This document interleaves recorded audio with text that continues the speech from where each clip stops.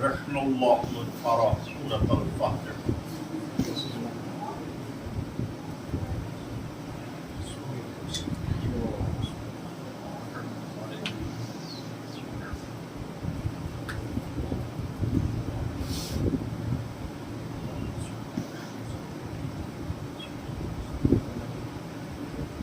لا حول ولا قوة إلا بالله العلي العظيم. حسبنا الله ونعم الوكيل، نعم المولى ونعم النصير. أعوذ بالله من الشيطان الرجيم. بسم الله الرحمن الرحيم. الحمد لله رب العالمين، والصلاة والسلام على أشرف الأنبياء والمرسلين، سيدنا ونبينا وشفيع ذنوبنا وحبيب قلوبنا وطبيب نفوسنا ومولانا ومولى الكونين جد الحسن والحسين أبي القاسم محمد. اللهم صل على محمد الطاهرين المعصومين المظلومين، ولعنة الله على أعدائهم أجمعين من ليلنا هذا إلى يوم الدين. أما بعد، وقد قال الله سبحانه تبارك وتعالى في كتابه المبين وهو أصدق الصادقين وقوله الحق. بسم الله الرحمن الرحيم. ولا تلبسوا الحق بالباطل وتكتموا الحق وأنتم تعلمون. صلوات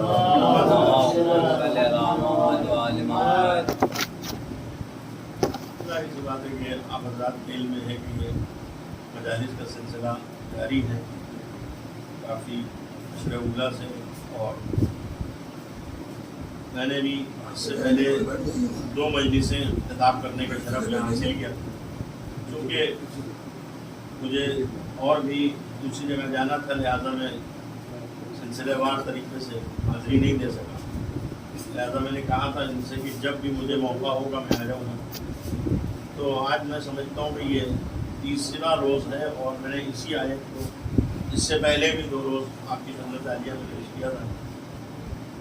اس میں پروردگار عالم نے جو حق اور باطل کی بات کہی ہے، یہ بالکل 100% سچی بات ہے، صحیح بات ہے، اور عقل میں آنے والی بات ہے کہ حق اور باطل کبھی ایک نہیں ہو سکتے.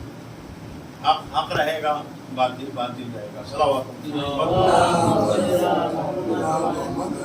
اور اس کے بعد والا جو فقرہ ہے جس میں پروردگار عالم یہ کہہ رہا ہے کہ وَتَكْتُمُ الْحَقَّ وَأَنْتُمْ تَعْلَمُونَ. ایک تو یہ ہے کہ حق و باطل ایک ہو نہیں سکتے، اور پھر اللہ کہہ رہا ہے کہ تم حق کو چھپانے کی کوشش کر رہے ہو. وَأَنْتُمْ تَعْلَمُونَ، اور تم جانتے بھی ہو، یعنی تمہیں علم بھی ہے کہ اس میں سچ کیا ہے، جھوٹ کیا ہے، صحیح کیا ہے، غلط کیا ہے، جائز کیا ہے، ناجائز کیا ہے، حق کیا ہے، باطل کیا ہے، یہ تمہیں پتہ ہے، مگر اس کے باوجود تم اسے چھپانے کی کوشش کر رہے ہو. اب حق کو ایکسیپٹ کر لینا اور قبول کر لینا یہ بہت آسان مرحلہ نہیں ہے، وغیرہ وہ کوئی بہت معمولی بات نہیں. اس لیے کہ پروردگار عالم نے قرآن مجید میں جب انسانوں کو یہ کہا کہ یہ گھاٹے میں ہیں، خسارے میں ہیں، سورہ عصر میں، اور اس کے بعد جب مستثنا کیا تھا ان افراد کو کہ جو خسارے میں نہیں ہیں، گھاٹے میں نہیں ہیں، تو وہاں پر بھی اسی لفظ کو پروردگار عالم نے پیش کیا ہے، اور اسی بات کو پیش کیا ہے کہ إِلَّا الَّذِينَ آمَنُوا وَعَمِلُوا الصَّالِحَاتِ وَتَوَاصَوْا بِالْحَقِّ وَتَوَاصَوْا بِالصَّبْرِ. یعنی جو لوگ خسارے میں نہیں ہیں، کون؟ جو ایمان لے آئے. سب سے پہلی صفت ان کی ہے. دوسری کیا ہے کہ انہوں نے عمل صالح انجام دیا. تیسری صفت ان کی یہ ہے کہ وہ حق کے پیروکار ہیں. اور چوتھی بات یہ ہے کہ وہ صبر کا دامن اپنے ہاتھوں سے نہیں چھوڑتے. صلوات. تو اس کا مقصد ہوگا کہ جو کامیاب ترین انسان ہیں وہ ارباب عطا حق کے پیروکار ہوتے ہیں، اور حق بول دینا اور حق کا ساتھ دینا یہی انسان کو ارباب عطا اس منزل پر لے جاتا ہے کہ جہاں شاید کوئی دوسرا اتنی آسانی سے نہیں پہنچ سکتا. کیوں؟ کیونکہ ہر انسان کی فطرت میں یہ ہوتا ہے کہ کسی نہ کسی اعتبار سے مرعوب ہو جاتا ہے، ڈر جاتا ہے، خوف کھا جاتا ہے، تو وہاں پر خاموش ہو جاتا ہے، وہاں پر حق کو چھپا لے جاتا ہے، وہاں پر نہیں بولتا. لیکن اس آیت میں جو پروردگار عالم نے کہا ہے وہاں ڈر اور خوف کی بات نہیں ہے کہ کسی نے گردن پہ تلوار رکھ دی. بس یہاں پہ معاملہ یہ ہے کہ انسان اپنے مفاد کے لیے، اپنی کہا جائے کہ شہرت کے لیے، اپنے اقتدار اور دولت کے لیے ان چیزوں کو چھپانے کی کوشش کرتا ہے کہ جو صحیح، جو حق ہے. اب میں نے اس دن بھی یہ جملہ کہا تھا کہ پیغمبر کو اللہ نے بھیجا ہی اسی لیے اس دنیا میں، کیونکہ قرآن میں خود اللہ کہہ رہا ہے کہ یبین لکم کثیرا مما کنتم تخفون من الکتاب ویعفون کثیر. یعنی پیغمبر جو اللہ کی جانب سے تمہاری طرف آئے ہیں، اللہ کہہ رہا ہے سورہ مائدہ میں لقد جاءکم رسولنا یبین لکم کثیرا مما کنتم تخفون من الکتاب، یعنی ان چیزوں کو پیغمبر ظاہر کرنے کے لیے آئے ہیں وہ حقائق جو تم قرآن سے، کتاب سے چھپانے کی کوشش کرتے. تو اس کا مقصد یہ ہے کہ اللہ نے حقائق کو قرآن مجید میں رکھا ہے. اب اگر کوئی جان کر کے اس کو چھپانا چاہے اور جانتا ہے کہ صحیح کیا ہے غلط کیا، اس کے بعد اسے چھپا رہا ہے، اس کو معلوم ہے کہ پیغمبر کے بعد کسے اس مسند پر بیٹھنا چاہیے، خلافت کا حق کسے حاصل ہے، رہبر کسے ہونا چاہیے، جانشین پیغمبر کون ہے، یہ جان کر بھی اگر کوئی کسی دوسرے کو اس کے مقام پہ ترجیح دے رہا ہے تو اس کا مقصد یہ ہے ربیضہ کہ وہ انسان کسی بھی اعتبار سے بخشش اور معافی کے لائق نہیں ہو سکتا. اس لیے کہ ایک انسان کے علم میں نہ ہو بات، وہ جانتا نہ ہو، تب تو وہ عذر پیش کر سکتا ہے، وہ کچھ بھی کہہ سکتا ہے. لیکن جہاں اللہ نے سارے حقائق قرآن مجید میں پیش کر دیے ہوں اور اس کے بعد بھی انہیں چھپایا جا رہا ہو. میں نے اس دن یہ بات کہی تھی اپنے بھائیوں سے، میں خاص کر کے کہتا ہوں بچوں سے کہ قرآن مجید اسی لیے سمجھ کے پڑھنا ضروری ہے. کیوں؟ کیونکہ روایت کو تو انسان ضعیف کہہ کے ڈال دیتا ہے مگر آیتوں کو نہیں ڈالا جا سکتا ہے قرآن. اس لیے ان آیتوں کو ارباب اعضاء ہمیں سامنے رکھنا ہوگا، قرآن مجید کو سامنے رکھنا ہوگا. اہل بیت اطہار علیہ السلام کے جو مناقب، جو فضائل اور جو درجات اور جو کمالات اللہ نے قرآن میں پیش کیے ارباب اعضاء، ان کے ذریعے سے ہمیں گفتگو کرنا ہوگی. صلوات علی محمد. اور ہم یہ گفتگو کر کے کوئی معاذ اللہ استغفر اللہ اس کا دفاع نہیں کر رہے ہیں، ہم کوئی ڈیفنس نہیں کر رہے اس کا. بھائی حق حق ہے، باطل باطل ہے، ہم کیا دفاع کریں گے؟ اللہ نے ان کو ایسے درجات اور ایسے کمالات عطا کیے ہیں کہ ہمارا شما کی کیا حیثیت ہے کہ جو اس کا دفاع کریں. یہ تو صرف اس لیے ہے تاکہ اگر ہم کسی ایسے مقام پر موجود ہوں جہاں کوئی ایسی گفتگو ہو رہی ہو تو وہاں پر ارباب اعضاء ہم جواب دے سکیں اور ہم ان باتوں کو پیش کر سکیں. اس لیے یہ ہمارے لیے ورنہ ان کے حق کا دفاع اس لیے ہمیں نہیں کرنا ہے کہ معاذ اللہ استغفر اللہ نعوذ باللہ جب ہم ارباب اعضاء پیش کریں گے اس کو تب ان کو مانا جائے گا یا تب وہ ارباب اعضاء جو ہے وہ رہبر سچے کہلائیں گے. نعوذ باللہ. نہیں، اللہ جس طریقے سے رب العالمین ہے، ظاہر سی بات ہے کہ جب سے پروردگار ہے، جب سے تھا اور جب تک رہے گا تو وہ ہمیشہ رب العالمین ہے. تو اب ایسا تو نہیں ہے کہ حضرت آدم سے لے کے آج تک جتنے تھے سب نے اس کو رب العالمین مانو. بہت سے ایسے ہیں کہ جو اس کو نہیں مانتے، غیر اللہ کی لوگ پرستش کرتے ہیں، دوسرے باطل خداؤں کے پیروکار ہیں. تو کیا معاذ اللہ استغفر اللہ وہ خدا نہیں ہے؟ بے شک ارباب اعضاء وہ کل بھی تھا، آج بھی ہو، کل بھی رہے گا. اسی طریقے سے جو رب العالمین ہے اور تھا اور رہے گا، اس نے جس کو ہدی للعالمین بنا کے بھیجا ارباب اعضاء، تو ساری دنیا مل کے بھی اس کا انکار کر دے تب بھی وہ ہدی للعالمین تھا، ہے اور رہے گا. صلوات علی محمد. یعنی ان کے جو مراتب اور ان کے جو مدارج ہیں اور ان کے جو کمالات اور صفات ہیں وہ کسی کے نہ ماننے سے کم نہیں ہو جائیں گی. یہ تو انسان کے اپنے درجات کی بلندی کے لیے ہے کہ جو اپنے کو بلند کرنا چاہتا ہے، جو اپنی بخشش اور اپنی نجات چاہتا ہے ارباب ازا، اسے ان کے در سے جو ہے وہ منسلک ہونا چاہیے، اسے ان کے دامن سے متمسک ہونا چاہیے۔ جتنی معرفت کی منزلیں انسان طے کرتا چلا جائے گا، جتنا انسان ان کی محبت اور الفت میں آگے بڑھتا چلا جائے گا، اتنا ہی ارباب ازا اس کے درجات بلند ہوتے چلے جائیں گے۔ یہ تو ہمارے اپنے لیے ہے، لیکن ہمارے لیے جاننا ضروری ہے ارباب ازا۔ اور پیغمبر نے، جس کا ذکر اللہ کر رہا ہے کہ پیغمبر نے ان حقائق کو ظاہر کیا جنہیں چھپانے، اب اللہ نے قرآن میں تو ظاہری طور پہ لکھ دیا، لیکن یہ ضروری نہیں ہے کہ سب مانیں گے۔ تو پیغمبر کا کام تھا ان حقائق کو ظاہر کرنا جنہیں چھپانے کی کوشش کی، اور سارا معاملہ، سارا مرحلہ پیغمبر کے بعد ہی شروع ہوا۔ جب تک پیغمبر موجود تھے، خود بنفس نفیس لوگوں کے دلوں میں وہ بات الگ ہے کہ وہ پیغمبر کو بھی نہیں مانتے تھے۔ اگر پیغمبر کو مان رہے ہوتے، سب نے ان کو اپنا نبی تسلیم کر لیا ہوتا، رہبر مان لیا ہوتا، تو غدیر میں پیغمبر کو یہ نہیں کہنا پڑتا کہ من کنت مولا ہو فاضل المولا۔ پیغمبر یہ کہہ رہے ہیں جس کا میں مولا ہوں اس کے علی مولا ہیں۔ تو 1,20,000 کے مجمع میں سارے ایسے نہیں تھے کہ جس کے رسول مولا تھے یا جن لوگوں نے رسول کو مولا مانا، بلکہ ان میں سے چند افراد تھے کچھ جنہوں نے پیغمبر کو اپنا آقا اور مولا مانا تھا، پیغمبر کو رہبر مانا تھا، نبی مانا تھا۔ تو اس کے بعد مولا علی بھی ارباب ازا ان کے مولا تھے۔ تو لوگوں کے دلوں میں تھا، مگر ظاہراً کسی میں ہمت نہیں تھی کہ جو ان کا انکار کر دیتا۔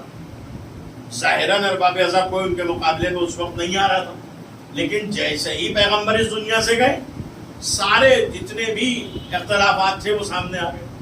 مولا علی ابھی ارباب ازا غدیر کا واقعہ گزرا تھا، وہ پیغمبر اس دنیا سے گئے 28 صفر، یعنی تقریباً 3 مہینے گزرے، اور اس کے بعد لوگوں نے اس طریقے سے ان چیزوں کو پسے پشت ڈال دیا۔ تو اس کا مقصد یہ ہے کہ ان حقائق کو ظاہر کرنا یہ پیغمبر کی ذمہ داری تھی۔ اب قرآن اسی پیغمبر کے بارے میں کہہ رہا ہے، اسی نبی کے بارے میں کہہ رہا ہے، اسی رسول کے بارے میں کہہ رہا ہے کہ وما محمد الا رسول، یعنی یہ محمد سوائے رسول کے کچھ ہے نہیں۔ تو اب پیغمبر کا ہر عمل ہمیں جو دنیا میں وہ انجام دیں گے، اس کو بے عین ہی رسالت دیکھنا پڑے گا۔ جب اللہ قرآن میں یہ کہہ رہا ہے کہ پیغمبر سوائے محمد، سوائے رسول کے کچھ نہیں، تو اب اگر جو بھی کام رسول کریں گے، چاہے وہ مسجد میں ہو، چاہے وہ ممبر پہ ہو، چاہے گھر میں ہو، چاہے سفر میں ہو، کہیں بھی ہو، پیغمبر کا ہر عمل بے عین ہی رسالت ہوگا۔ تو اب پیغمبر نے ارباب ازا جو کچھ بھی کیا بے عین ہی رسالت کیا۔ تو پیغمبر نے کیا کیا؟ کہا پیغمبر نے یہ کیا کہ جب ان کی بیٹی آتی تھی تو پیغمبر استقبال کے لیے کھڑے ہو جایا کرتے تھے۔ پیغمبر نے یہ کیا کہ پیغمبر نے اپنے نواسوں کو اپنے کاندھوں پہ بٹھا کے مدینے کی گلیوں میں پھرایا۔ تو عزیزان محترم، یہ جو پیغمبر عمل انجام دے رہے تھے، یہ پیغمبر کا عمل کسی رشتے کی بنیاد پر نہیں تھا کہ جو محبت کی وجہ سے کر رہے تھے۔ ایک باپ اپنی بیٹی کا احترام محبت میں کر رہا تھا، ایک نانا اپنے نواسے کی محبت میں یہ کام انجام دے رہا تھا۔ نانا نواسے کی محبت ارباب ازا ہم لوگوں کی ہوتی ہے، لیکن پیغمبر جب سوائے رسول کے کچھ نہیں ہے، تو یہ رسالت ہے ارباب ازا، جو عظمت فاطمہ کو بھی بتا رہی ہے کہ مقام فاطمہ سمجھو گے کیا ہے، کہ جس کے آنے سے رسالت خود تعظیم کے لیے کھڑی ہو جائے ارباب ازا، اس کی عظمت اور اس کا مرتبہ کیا ہوگا۔ صلوات اور اسی کو کہا تھا کہ گرانی پلے عصمت میں اتنی دیکھی ہے ہم نے، پہ تعظیم اڑ جاتا تھا وزن مرسل اعظم۔ تو یہ باپ بیٹی کی محبت نہیں تھی، یہ اصل میں ان شہزادی کے مقام کو اور ان کی عظمت کو اور ان کے مرتبے کو جو اللہ نے ارباب ازا رکھا تھا، پیغمبر ظاہر کر رہے تھے۔ کیوں؟ کیونکہ پیغمبر کا کام یہی تھا ارباب ازا، پیغمبر کو بھیجا ہی اللہ نے اسی لیے تھا کہ بعد پیغمبر جو حقائق چھپائے جائیں گے، پیغمبر ان حقائق کو ظاہر کر دیں گے۔ مدینے کی گلیوں میں پیغمبر ناقہ بنے ہوئے تھے، کاندھے پہ سوار امام حسن امام حسین علیہ السلام۔ تو عزیزان گرامی، آپ سوچئے کہ ایک کوئی شخصیت ہو، محترم ہو، معتبر ہو، جہاں ہم رہتے ہیں وہاں مثلا نماز پڑھتے ہیں، کوئی پیش نماز ہے، کوئی عالم ہے، اور وہ عالم، وہ پیش نماز، وہ متقی و پرہیزگار کیا اس طریقے سے اپنے بچوں کے ساتھ ارباب ازا یہ عمل کرتا ہوا نظر آئے؟ ٹھیک ہے، محبت ہے ان کو بھی، یہ نہیں کہ ان کا رشتہ جو ہے وہ ایسا نہیں ہوگا کہ ان کو محبت نہیں ہوگی اپنے نواسوں سے اور اپنے پوتوں سے اور اپنے تمام دیگر رشتہ داروں، لیکن چونکہ ارباب ازا وہ ایک جلیل القدر عالم ہے، کیونکہ وہ ارباب ازا ہمارے لیے ایک پیش نماز ہے، ہم اس کی اقتدا میں نماز پڑھیں، تو وہ ایسے کام انجام نہیں دے گا کہ جیسے عام آدمی لوگ ارباب ازا سماج کے اندر، سوسائٹی کے اندر کام کرتے ہیں۔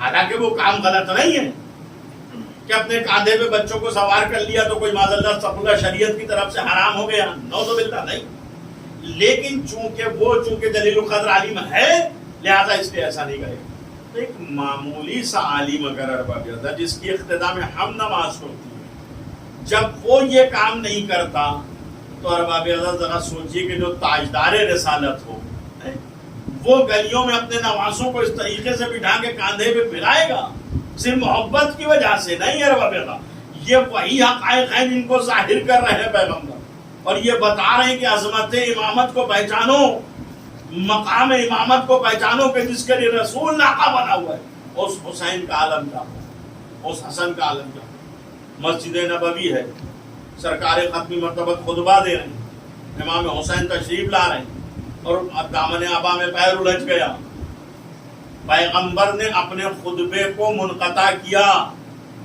اور جا کے اپنے آغوش میں امام حسین کو لیا، ارباب ازا منبر پہ آئے، ھذا حسین فعارفو، یہ کہا پیغمبر نے ارباب ازا۔ اب آپ سوچئے کہ کوئی ذاکر، کوئی خطیب اگر منبر پہ بیٹھا ہو اور اسی کا کوئی گھر کا بچہ، اگر اس کا ہی رشتہ دار، پوتا، نواسا، بھتیجا اگر اس طریقے سے وہاں پہ آئے اور اس کا پیر جو ہے وہ لڑکھا جائے تو کیا وہ اپنی تقریر کو ارباب ازا روک کے وہاں جائے گا؟ نہیں۔ تو آپ سوچئے ارباب ازا کی مقام امامت کیا ہے، حسین کی منزل کیا ہے کہ رسول اپنے خطبے کو روک کے جا رہے ارباب ازا اور اپنی آغوش میں لا کے کہہ رہے ہیں ھذا حسین فاروق۔ تو وہ جتنے بیٹھے ہوئے تھے کیا امام حسین کو نہیں پہچانتے؟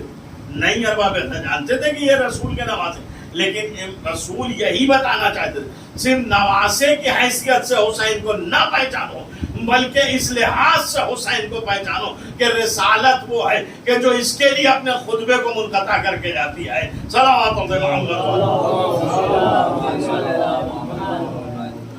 یہ ہے ارباب ازا مقام امامت، یہ ہے امام حسین سلام کی منزل، یہ ہے ان کا مرتبہ۔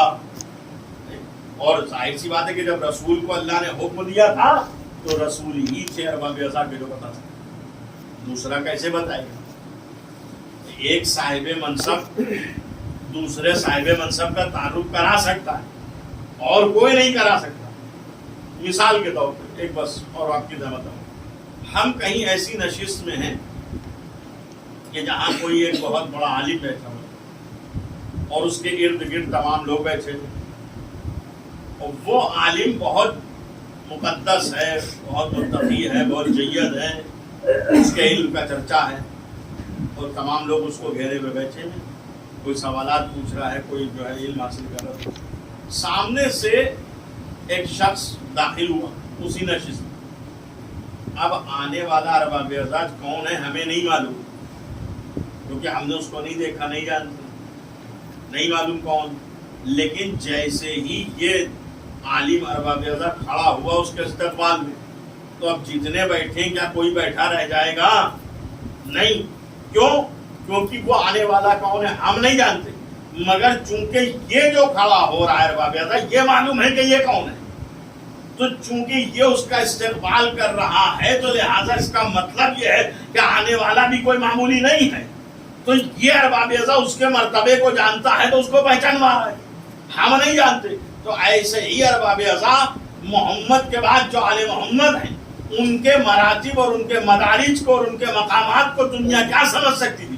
لہذا پیغمبر کو معلوم تھا کہ ان کا مرتبہ کیا ہے، پیغمبر جانتے تھے کہ ان کا مقام کیا ہے، یہ ذمہ داری پیغمبر کی تھی، لہذا پیغمبر نے ہر منزل پر پہچانوایا کہ ان کی منزلت کیا ہے۔ صلوات محمد۔ اس لیے ارباب اعضا جو لوگ نہیں جانتے تو کم سے کم اسی وجہ سے احترام کرتے کہ اس طریقے سے اللہ کے رسول نے ان کا احترام کیا، اس طریقے سے اللہ کے رسول نے ان کو محترم سمجھا ہے اور ان کو دنیا کے سامنے اس طریقے سے بھیجا۔ نواسے رسول اللہ اکبر۔ اور نہ کہ وہاں احترام کی بات، لوگوں نے غیروں کو ان کے مقام پہ ترجیح دے ڈالی، انہیں اپنا خلیفہ رہبر اور جانشین مان لیا، اور بعد جب اس سے زیادہ تجاوز کر گئے تو انہی کے اوپر ارباب اعضا ظلم بٹھایا، انہی کے اوپر مصائب کے پہاڑ بھی توڑ دیے۔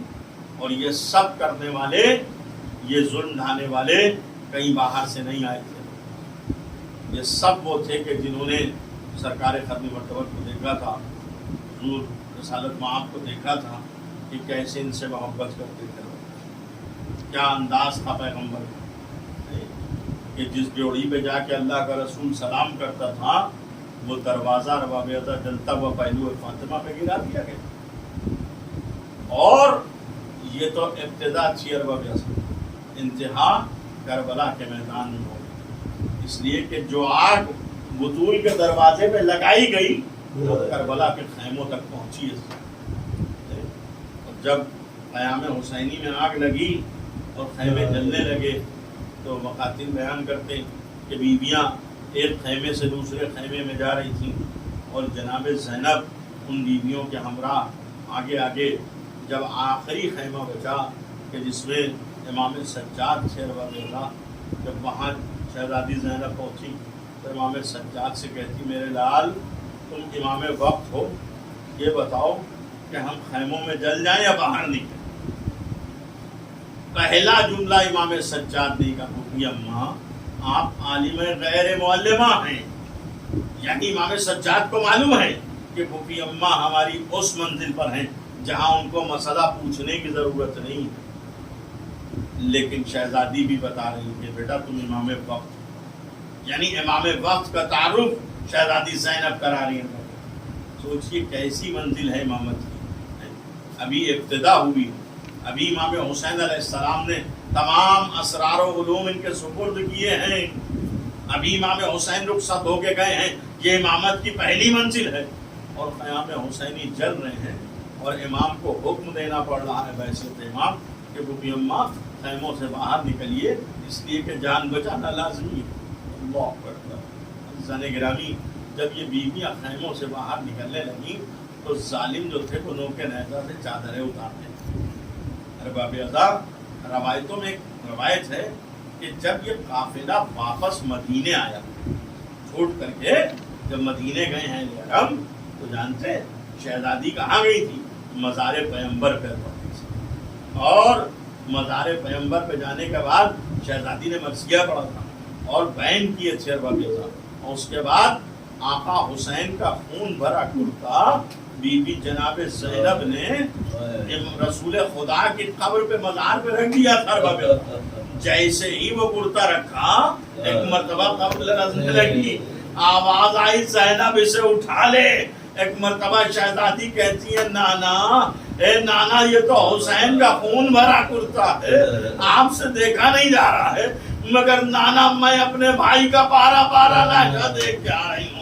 روایتوں میں لکھا ہے کہ سیدانیاں جو پہنچی تھی ارباب اعضا، ان کے پشتہائے مبارک بھی زخمی تھے، ان کے بازوؤں میں جو رسن باندھی گئی تھی اس کے بھی نشان موجود تھے، مگر ان کے سرہائے مبارک بھی زخمی تھے۔ جانتے ہیں سر کیوں زخمی تھے؟ ظالموں نے جو نوکے نیزہ سے چادریں چھینی تھی ارباب اعضا، ان کی وجہ سے ان کے سر زخمی تھے۔ اسی لیے بی بی زینب کہہ رہی تھی اے نانا اگر ان نامحرموں کا مجمع یہاں نہ موجود ہوتا تو زینب آپ کو اپنے بازوؤں پہ انگلی اسما کے نشان دکھا دیتی کہ جو آپ کی امت نے بطور اجر رسالت کربلا سے کوفہ اور کوفہ سے شام زینب کو